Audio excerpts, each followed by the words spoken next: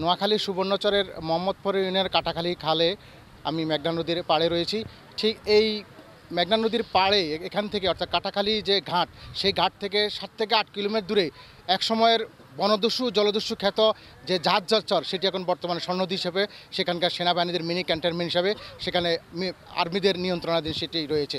ঠিক সেই মিনি ক্যান্টনমেন্টেই সেনাবাহিনী কিছু শর্ত সাপেক্ষে সেখানে 10 থেকে 12 হাজার কৃষকরে তাদের ফসল চাষ করার জন্য অনুমতি দিয়েছেন এবং এই সুবর্ণচরের প্রায় 10 থেকে 12 হাজার কৃষক সেই স্বর্ণদ্বীপে গিয়ে তারা তাদের বিভিন্ন ধরনের কৃষিজ ফল ফলাদি বা মৎস্য চাষ তারা করে থাকেন।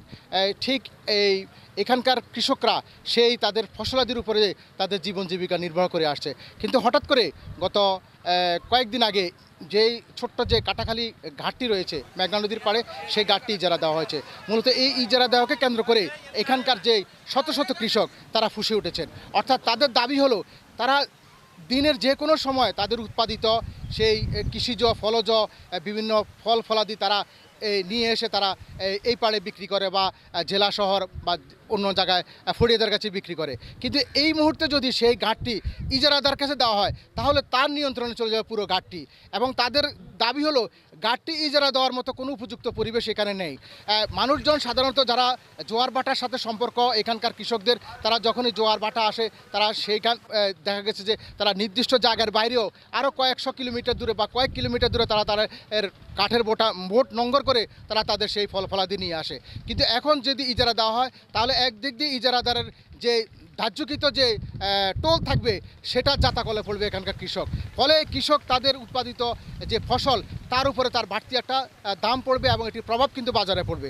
আমরা দেখতে পাচ্ছি এখানকার শত শত কৃষক তারা এই ইজারা বাতিলের দাবিতে এখানকার যিনি জেলা পরিষদের চেয়ারম্যান বা স্থানীয় এমপি সহ বর্তমান সরকারের সকলের দৃষ্টি আকর্ষণ করেছেন এবং তাদেরকে আশ্বাসও দেওয়া হয়েছিলেন যে এটি ঘাট আসলে ইজারা দেওয়ার মতো কোনো উপযুক্ত পরিবেশ নাই, তারপরও কেন দেওয়া হয়েছে তদন্ত করে এটি বাতিল করা হবে। কিন্তু আমরা কৃষকদের কাছে শুনতে পাচ্ছি যে কোনো একটি চক্রের কোনো একটি ইন্ধনে ঘাটটি ইজারা দেওয়া হয়েছে। তো এখানকার শত শত কৃষক আজকে তারা রাস্তায় নেমেছেন, তারা মানববন্ধন করছেন, তারা সভা সমাবেশ করছেন।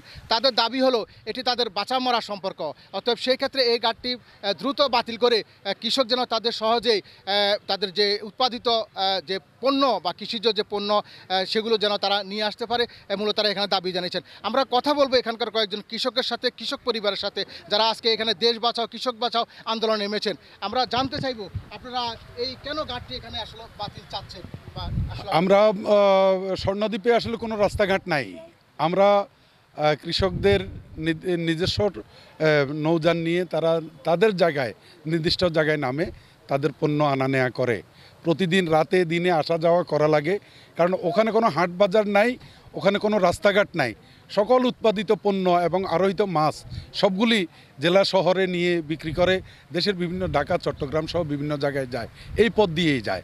এখন ঘাটের ইজারার ট্রলার যদি নির্দিষ্ট সময়ে যায় তাহলে তো কৃষক তার পণ্য এখানে আনা নেয়া করতে পারবে না, মাছ আনা নেয়া করতে পারবে না। মাছ সংরক্ষণেরও সেখানে কোনো ব্যবস্থা নাই, বিদ্যুৎ নাই, সেখানে কোনো বরফ নাই। তো সেটা তো নির্দিষ্ট সময় আহরণের সাথে সাথে বাজারজাত করতে হবে। সেজন্য কৃষকের দরকার অবারিত সুযোগ, যে কোনো সময় আসা যাওয়ার সুযোগ। কিন্তু ইজারা দেয়া ঘাট তো দিনের নির্দিষ্ট একটা সময়ে একবার যাবে একবার আসবে, একটা পয়েন্টে যাবে একটা পয়েন্টে নামিয়ে দিবে কৃষকদের। সেজন্য আমরা চাই এই ইজারা কৃষক স্বার্থ বিরোধী এই ইজারা বাতিল হোক, তদন্ত করে দেখুক এখানে কি কৃষকদের স্বার্থের হানি ঘটতেছে কিনা, রাষ্ট্রের অর্থনীতির প্রতি প্রভাব পড়তেছে কিনা, এটা তদন্ত করে দেখে এটা বাতিল করা হোক। আমরা এটাই চাই।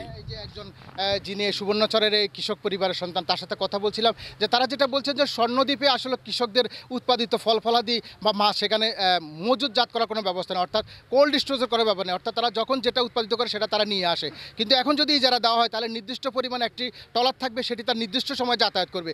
এতে কৃষকরা যখন তখন তাদের ফল ফলাদি নিয়ে আসতে পারবে না এবং মাছ নিয়ে আসতে পারবে না। ফলে এটি পচনশীল হবে এবং কৃষকের মাথায় হাত পড়বে, তারা লোকসান গণবে এবং তারা হয়তো অনেকে এই কৃষিকাজ থেকে মুখ ফিরিয়ে নিয়ে তারা হয়তো অন্যত্র চলে যাবে বা অন্য ব্যবসার দিকে চলে যাবে, অন্য পেশার দিকে চলে যাবে। আমরা আরেকজন কৃষকের সাথে কথা বলবো যারা আজকে আসলে এই ঘাটটি তারা বলছেন যে বাতিল করার জন্য। আপনারা কেন চাচ্ছেন এই ঘাটটি বাতিল করা? এটা আসলে যৌক্তিক দাবি কিনা? এটা যুক্তি হলো আমাদের এটা মাছে গাছে রাষ্ট্র, ধানে মাছে রাষ্ট্র। এই স্বর্ণদ্বীপে মাছ ধান ইত্যাদি আমরা 10,000 কৃষকে উৎপাদন করি। আমাদের শ্বাসের স্বাধীনতাভাবে আমরা এখানে আসি, বাজার যাতায়াত করি। এখন যখন ইজারা হয়ে যাবে, ইজারার উপযোগী নয় আমি বাংলাদেশ সরকার মহোদয়ের কাছে, আমাদের এমপি মহোদয়ের কাছে, সাংবাদিক মহোদয়ের কাছে জোরালো আবেদন করলাম, আমরা অতি সত্ত্বে আমাদের কথাগুলো কি বাস্তব না অবাস্তব আমরা তদন্ত করি দেখেন, তদন্ত করি দেখি, আপনাদের তদন্ত সাপেক্ষে আপনারা রায় দিবেন। আমরা এটা তদন্ত মানে সবার বাতিল। এই ঘাটটি মূলত ভাঙা করার একটি খেলা, মেঘনা নদীর পাড়ে অবস্থিত। এটি সাধারণত বর্ষাকালে ভাঙে, আবার গ্রীষ্ম মৌসুমে মানুষ চলাচল করে।